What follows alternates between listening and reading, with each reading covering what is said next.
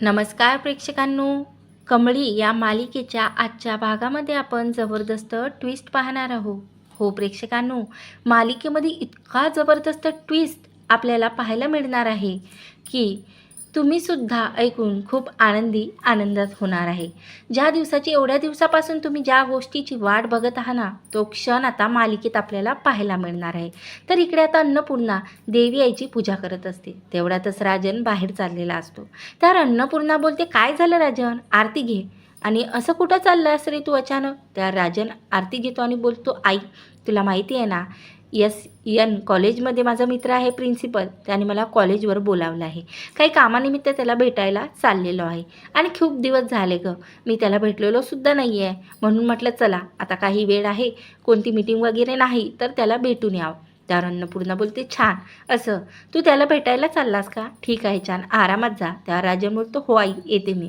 तर इकडे मात्र आता नयनतारा ऋषीला बोलते की ऋषी, तू अजूनसुद्धा रिद्धिमासोबत का बोललेला नाही आहेस? मी किती दिवस झाले तुला सांगितलं आहे की रिद्धिमासोबत बोलून घे, तरीसुद्धा तू बोलला नाही आहे. त्या ऋषी नयनतारासोबत काहीही न बोलता निघून जातो.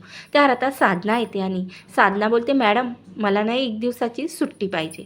त्यावर आता नयनतारा बोलते, कशाला साधना, आणि काय काम आहे गं तुला? 1 दिवसाची सुट्टी कशासाठी घेत आहेस?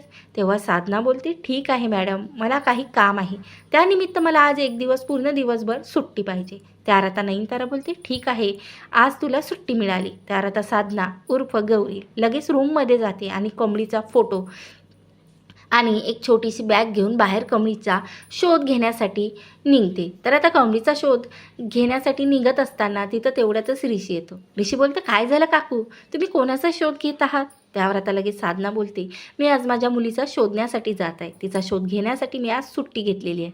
त्यावर ऋषी बोलते, ठीक आहे काकू, मी काही मदत करू का तुमची? त्यावर साधना बोलते, नाही साहेब, सध्या तरी मला तुमच्या मदतची काहीही गरज नाही.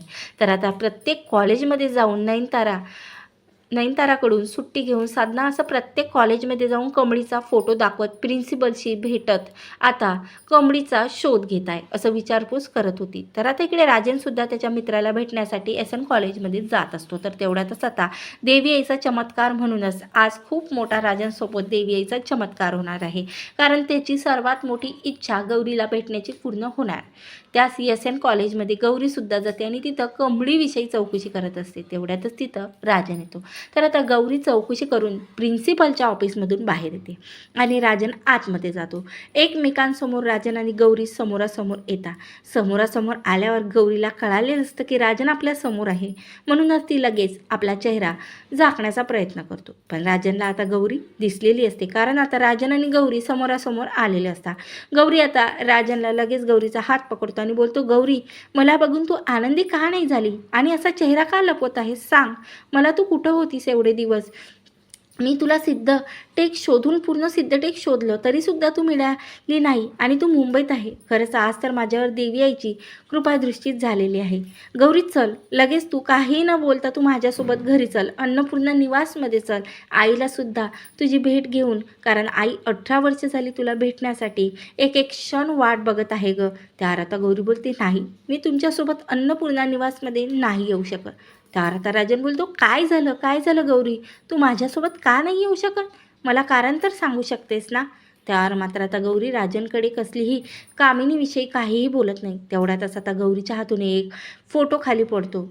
तो म्हणजे असतो कमळीचा. तो फोटो लगेच राजनच्या हातात राजन खाली पडलेला फोटो उचलतो आणि बघतो, ही मुलगी, या मुलीचा फोटो तुझ्याकडे कसा गौरी? बोल ना, तुला माझी शपथ आहे, आज जे काही आहे मला सत्य सांग की तू 18 वर्ष माझ्यापासून का दूर गेलेली आहे. तेव्हा मात्र आता 18 वर्षापासून न भेटलेली गौरी राजनला भेटून खूप भावूक होते आणि बोलते, ही आपल्या दोघांच्या मुलीच्या कमळीचा फोटो आहे.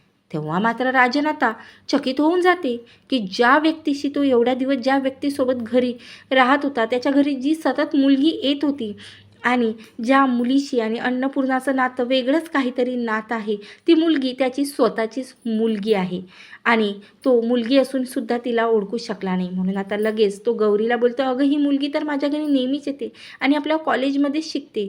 त्यावर गौरी रडतच बोलते, राजन, मला आपल्या मुलीची भेट घडवून आणा. राजन, मला काही करा आणि मला माझ्या मुलीची भेट घडवून आणा. काही करून तुम्हाला ओळखताना मला माझ्या मुलीपाशी घेऊन चला, मी हात जोडते तुमच्यासमोर, मला आताच्या आता माझ्या मुलीला भेटण्यासाठी घेऊन चला. तर राजन लगेच गौरीला कारमध्ये बसवतो आणि जिथे अन्नपूर्णाच्या हॉस्टेलवरती कमळी राहते तिथं घेऊन जाते. तर आता मात्र गौरी आणि कमळीची भेट राजन घडून आणतो. तेव्हा मात्र आता दोघी मायलेकीची रडतच भेट घेतात. आता राजन गौरीकडे येतो आणि बोलतो, रडू नकोस गौरी. गौरीचा हात हातात घेऊन डोक्यावर एक हात ठेवून राजन गौरीला शांत करतो. आता तर आपल्याला आपली मुलगी मिळालेली आहे ना. हे शब्द ऐकता क्षणी कमळी चकित होते आणि विचारते, आई, राजन काका काय बोलताय? आपली मुलगी म्हणजे राजन काका खरंच माझे वडील आहेत का? तेव्हा मात्र गौरीच्या तोंडून हो शब्द ऐकतो. तेव्हा मात्र आता कमळी चकित होऊन जाते. तर आता 18 वर्षापासून गौरीने लपवलेलं सत्य आता कमळीसमोर स्वतः गौरीने सांगितलेले आहे की राजन हेच तिचे वडील आहे. आता राजन आणि गौरीची हृदयस्पर्शी भेट झालेली आहे. आता मात्र कमळीने खरंच कमळी राजनला तिचे वडील म्हणून स्वीकारणार का? स्वीकारल्यानंतर या तिघांची आनंदी फॅमिली बघून मात्र नाही आपली अन्नपूर्णा किती आनंदी होणार हे आपल्या प्रेक्षकांना माहितीच आहे. तर प्रेक्षकांनो, खरंच आता कमळी राजनचा स्वीकार करणार का? आता जे स्वतः गौरीने सत्य कमळीला सांगितलेलं आहे हे सत्य कमळी स्वीकारणार का? हे सर्व आपण मालिकेच्या पार्ट 2 मध्ये पाहणार आहोत. म्हणून मालिकेचा पार्ट 2 बघण्यासाठी, असेच इंटरेस्टिंग कमळी मालिकेचे ट्विस्ट बघण्यासाठी माझ्या चॅनलला नक्की सबस्क्राईब करा. व्हिडिओ आवडल्यास लाईक करा. धन्यवाद. जय गजानन माऊली.